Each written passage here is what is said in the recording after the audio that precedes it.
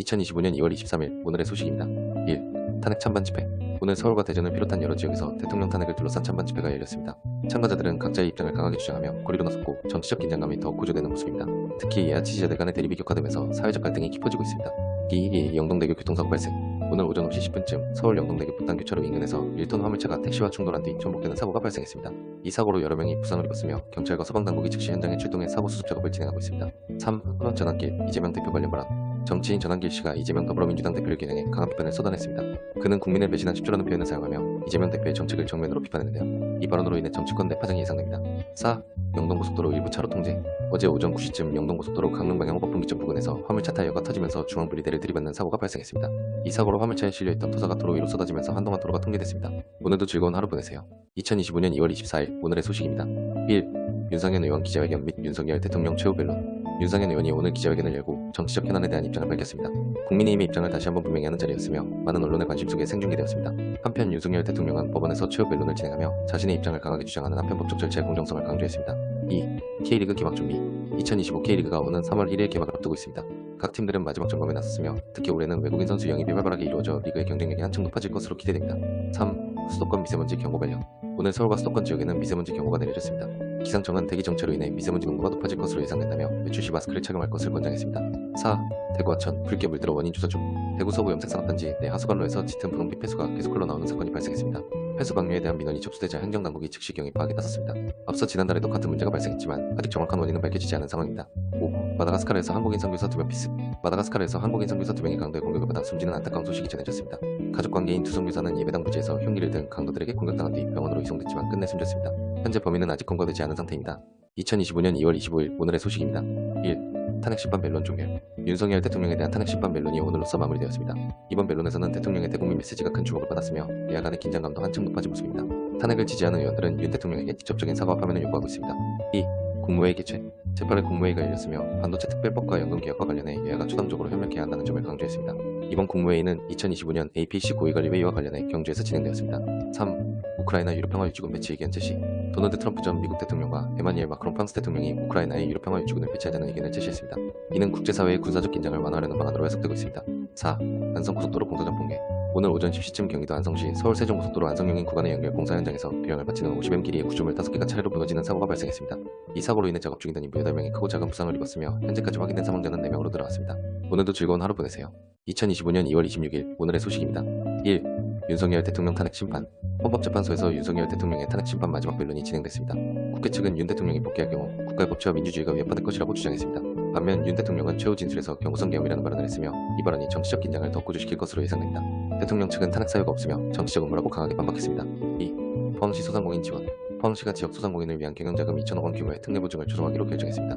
이번 조치는 지역 경제 회복을 위한 중요한 지원책으로 소상공인들이 자금을 보다 원활하게 이용할 수 있도록 도울 계획입니다. 3. 울진 동해중선 개통. 울진에서 동해중선이 개통됐습니다. 이 노선의 개통으로 지역 주민들의 교통 편의가 크게 향상될 것으로 기대되며 지역 경제 활성화에도 긍정적인 영향을 미칠 전망입니다. 4. 러시아-우크라이나 전쟁 3주년. 러시아-우크라이나 전쟁이 3주년을 맞이했습니다. 이 전쟁은 양국뿐만 아니라 세계 질서에도 큰 영향을 미치고 있으며 유엔 총회에서는 러시아의 침공을 비난하는 목소리가 나오고 있습니다. 또한 한국경제사절단이 미국에서 문전박탈을 당하는 사건도 발생해 주목을 받고 있습니다. 오늘도 즐거운 하루 보내세요. 2025년 2월 27일 오늘의 소식입니다. 1. 헌법재판소 마은혁 후보자 임명 관련 결정. 헌법재판소는 마은혁 헌법재판관 후보자를 임명하지 않은 최상목 권한대행의 행위가 국회의 권한을 침해했다고 판단했습니다.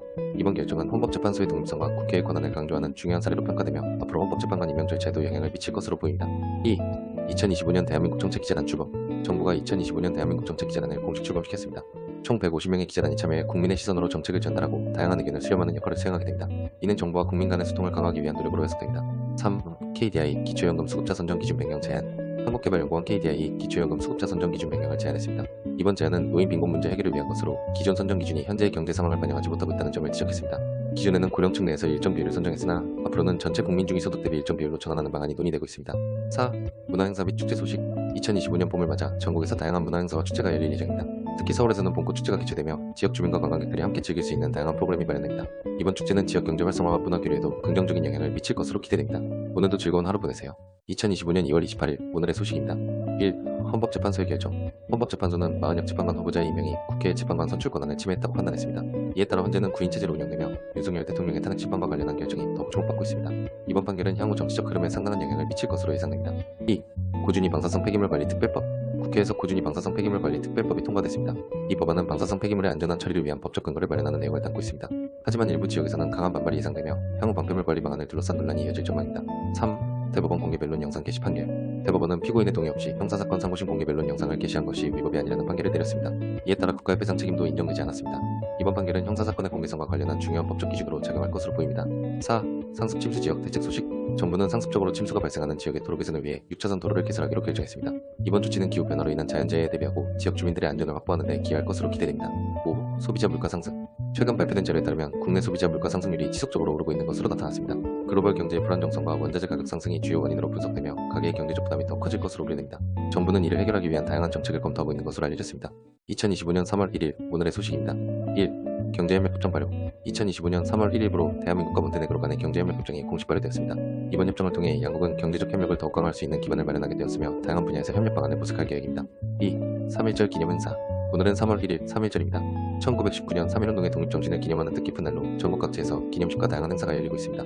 국민의 애국심을 되새기고 민족의 단계를 다지는 시간이 될 것으로 기대됩니다. 또한 역사적 의미를 되새기기 위한 교육 프로그램도 함께 진행되고 있습니다. 3. 트럼프 vs 젤렌스키 정상회담 파고. 젤렌스키 우크라이나 대통령이 미국을 방문해 트럼프 대통령과 회담을 가졌습니다. 젤렌스키 대통령은 러시아의 재침공을 막기 위한 안전보장 조치를 요구하며 미국의 지원을 강조했지만 트럼프 대통령은 이에 반발하며 무례하다는 표현을 사용했습니다. 트럼프 대통령은 미국이 원하는 협정을 체결하지 않을 경우 협상에서 빠질 것이라고 경고했으며 회담의 마지막 10분은 험악한 분위기 속에서 진행되었습니다. 결국 이번 정상회담은 평화협정 문제를 둘러싼 심각한 갈등으로 인해 합의 없이 종료되었습니다. 오늘도 즐거운 하루 보내세요.